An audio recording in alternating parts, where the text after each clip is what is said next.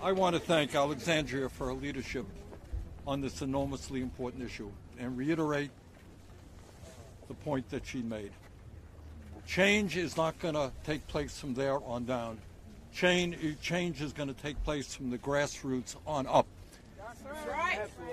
And we need to mobilize millions of people to demand that every American has decent and affordable housing, and at the same time, we address the existential crisis of climate change. And that is what this legislation does. So what we're talking about here is an understanding that if we do not get a handle on the crisis of climate change, the planet that we are leaving our kids and grandchildren will become increasingly uninhabitable. We are not going to allow that to happen.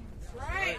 And the second point we're going to make, when I was a kid, growing up in a far and distant land of Brooklyn, I know it's not your territory, we didn't live in public housing, but we lived in rent-controlled apartments, all right, which was a solid source of housing in New York City at that point.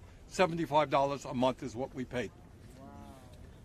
But what we have got to do now in the midst of a massive housing crisis in the state of Vermont, in New York, in California, not only homelessness, but millions of people who are paying 50% or more of their limited income from housing, we are saying enough is enough. Affordable housing is a human right. That's right. Housing is a human right. And what we're also saying is not only do we need jobs in America, we need jobs in America that pay people a living wage.